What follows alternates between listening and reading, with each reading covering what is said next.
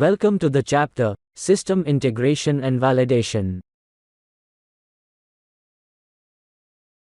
Welcome to the lesson, Auxiliary Loads on Vehicle. In this lesson, we will look at how SimCenter AMESM can used to study the effects of auxiliary loads generated in an electric vehicle on battery capacity and vehicle drive range. We will look at a quasi-static submodel of an auxiliary load and its behavior on vehicle performance when integrated with the high-voltage battery. The auxiliary load input allows the user to account for all the loads acting on the vehicle in the form of a lumped load. The table lists all the vehicle parameters, highlighting the battery parameters and baseline auxiliary load value. This submodel can be used to model the overall vehicle behavior of the impact of different auxiliary loads acting on an electric vehicle. Auxiliary loads generated by the vehicle can include power electronics, cabin and high-voltage battery cooling and heating, autonomous systems, etc. Increase in auxiliary loads mainly affects the driving range of an electric vehicle. In order to consider the effects of auxiliary loads on the driving range, certain vehicle parameters will be fixed and will be used as baseline parameters.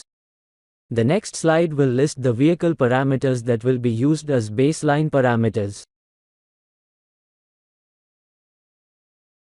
In order to observe the effects of auxiliary loads on the driving range, certain vehicle parameters will be fixed and will be used as baseline parameters. These baseline parameters are shown in the table above. The parameters are for battery size and electric motor size. We will also select a baseline auxiliary load for the vehicle with which the changes can be compared with.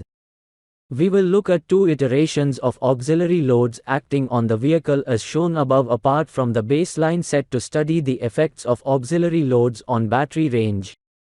It is important to set up the vehicle parameters properly before we can run any analysis.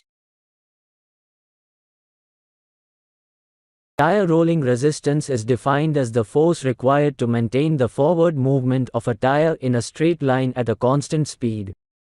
Tire rolling resistance coefficient is calculated by dividing the measured rolling resistance force by the tire size's prescribed load during the test.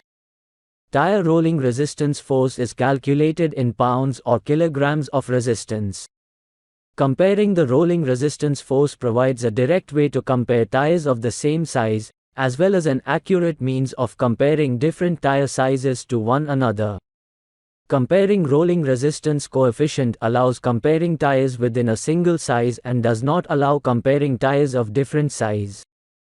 Larger tires generally have a lower rolling resistance coefficient than smaller tires but generate higher rolling resistance forces at a given speed. In order to observe the effects of coefficient of rolling resistance on the driving range, all the rest of the vehicle parameters will be fixed and will be used as baseline parameters. These baseline parameters are shown in the table above. The parameters are for battery size and electric motor size. We will also select a baseline value for coefficient of rolling resistance for the vehicle against which the changes can be compared. We will look at two iterations of coefficient of rolling resistance acting on the vehicle as shown above apart from the baseline set to study the effects of coefficient of rolling resistance on battery range. It is important to set up the vehicle parameters properly before we can run any analysis. As seen from the plot, our target range is 300 km.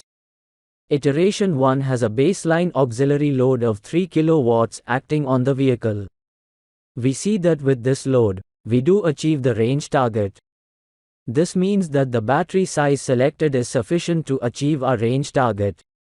In iteration 2, the auxiliary load was reduced to 1 kW to show that the range target is exceeded by a significant amount. This will signify that a high-voltage battery selection is overachieved, and we may need to reduce our battery size and thus the overall vehicle weight. In iteration 3, we increase the auxiliary load to 5 kW. As seen, we do not achieve our range target as the battery selected cannot provide enough energy to achieve the range target. This means that we will either need to reduce the consumed vehicle load or increase the size of the high voltage battery capacity. With this we end our lesson on auxiliary loads on vehicle. Thanks.